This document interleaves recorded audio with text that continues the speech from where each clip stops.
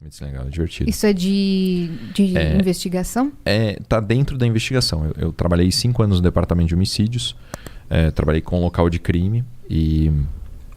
Então, assim, você, né, uma pessoa foi morta, você chega lá e você precisa analisar o local, descobrir o que aconteceu, qual foi a arma que foi utilizada, quais são as lesões que aquela pessoa sofreu, né? Então a gente estuda tudo isso dentro de medicina legal. Toxicologia, traumatologia, asfixiologia, sexologia, tudo dentro da medicina legal. Entendi. É um misto de investigação com medicina, com direito. Ô, louco. Então, dá um exemplo. Por exemplo, rolou um crime, sei lá. Vou te dar Me dá um caso. Me dá um caso. Um caso legal. Então imagina que você chega num local de homicídio e você vê a vítima é um homem, ele tem uma corda em volta do pescoço e ele está preso no registro do banheiro. Sabe o registro do banheiro? Aquele negócio que fica lá em cima, né? Aquela que você fecha e tal. Então, aquilo normalmente é uma estrutura bem forte, às vezes as pessoas usam para se matar. Coloca lá a cordinha e tal e ele está lá naquela posição. Aí você chega lá e você começa a ler o corpo. Né, entender quais são os sinais que estão, né, os sinais característicos de asfixia e tal, e você percebe que não está batendo muito certo. Porque, por exemplo, os livores cadavéricos, né, hoje, você, a Cris, a gente tem mais ou menos 6 litros de sangue circulando no corpo. Tá? E tem uma bomba, que é o coração, que está bombando esse sangue. Quando a gente morre, o coração para de bater. Então o sangue ele funciona, né, ele vai parar de circular por força da bomba, ele vai se depositar. Quando ele se deposita, ele forma essas manchas. E essas manchas têm uma relação com a forma como o corpo está.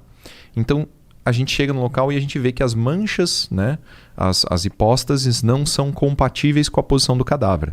E aí você começa a entender, bom, então esse cara aqui, na verdade, ele estava caído no chão, né? Alguém pegou ele, pendurou e falou que foi um suicídio. Exato. Só pela mancha do corpo. Por um sinal cadavérico do corpo. Aí você vai pensar, bom, quando a pessoa morre asfixiada, ela tem algumas características no pescoço, ela tem, dependendo, né, do ponto do laço, vai ter equimoses no lado do pescoço que vão sinalizar que, né, ela ficou pendurada, vai ter fratura em alguns ossos, em outras coisas assim. Então você lê o corpo com o objetivo de descobrir se aquilo que está aparente é verdade. Né? Por exemplo, aquele caso da menina da Nardoni, né? Que, se eu não me engano, os pais alegaram que ela caiu da janela, né? E como que dá para descobrir se ela caiu ou foi empurrada, se Então, isso é um pouco mais difícil. A queda é muito parecida. É um pouco mais difícil de você ler o corpo e saber essa dinâmica. Mas eu não lembro se vocês lembram do caso da menina Sofia? A Sofia é uma menina de 4 anos que morreu asfixiada. O pai disse que ela tinha morrido com uma sacola na cabeça. Eu trabalhei na investigação desse caso, né? E quando eu cheguei, né, o que o pai falou? Ele falou que ele entrou no banho e que a menina tinha asfixiado, né, com uma sacola plástica. Acontece, existe. Isso é um acidente, né? Aqui a gente da não criança tem nenhuma, brincar, né? A gente não tem nenhuma sacola plástica na mão, mas a sacola do supermercado ela é muito fininha e ela forma uma válvula na boca da criança, né? Quando ela expira, o ar sai e quando ela inspira, faz um decréscimo de pressão e o saco plástico vem em direção à boca e faz essa válvula e impede a respiração.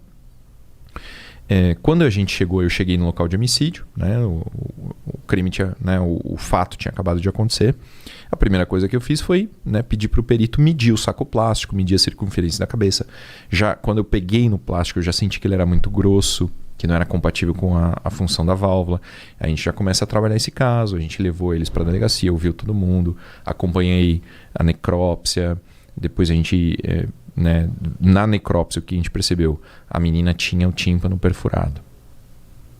Então, perfuração de tímpano não tem nenhuma relação com asfixia no saco plástico. Né? Então, o que a gente descobriu? Ela tinha uma colônia de bactérias dentro do pulmão que era compatível com o estômago. Então, quer dizer, como que o vômito foi parar dentro do pulmão numa asfixia? Não é característico, entende? Ela tinha... Caralho, que maluquice. Exato. E daí o que né? Até hoje o pai ele nunca confessou, né? A minha teoria, analisando o que aconteceu, é que... Ele tá preso? A menina... Ele ficou preso muito tempo, mas ele, né, acabou sendo solto por um determinado tribunal. Ele... Na minha teoria, ele deve ter dado um tapa na menina, porque ele é destro e era o ouvido esquerdo dela, que estava perfurado. Então ele deve ter dado um tapa na menina, perfurou o tímpano. Perfuração de tímpano causa uma dor muito grande, muito intensa, a criança chora. Às vezes, quando a criança chora muito, ela não vomita. Né? Ela, então, chorou, vomitou, ele deve ter tentado tampar a boca dela, por causa do choro, a intensidade e tal, no desespero. Ela acabou aspirando vômito, acabou sufocando, morreu asfixiada. Né? Aí ele deu um banho na menina, ele lavou ela, ele estancou o sangramento do ouvido com um pedaço de papel higiênico e colocou o saco plástico na cabeça e forjou essa história. Então a importância da medicina legal é essa, é analisar a narrativa, analisar a vida real e ver se as coisas batem. Se não bater, algo está errado. A gente prendeu ele no dia do funeral da menina. No funeral da menina a gente saiu com ele preso. Né? Ficou preso. Mas como vocês puderam prendê-lo? Eu representei pela prisão preventiva, né? Temporária e depois a preventiva dele. Mas não foi flagrante delito. Entendi. Mas aí você apresentou essa teoria? Isso, a gente ficou 3 dias sem dormir. A primeira vez que eu dormi foi no necrotério, esperando a necrópsia. A segunda vez que eu dormi nesses 3 dias foi no fórum, esperando o juiz da prisão. Caraca, meu. Tô ligado como é que é canal começando, a gente precisa de inscrito. Claro. Então, mano, tem um monte de gente que cola lá, vê os vídeos, esquece de ir lá se inscrever. Então, mano, se inscreve.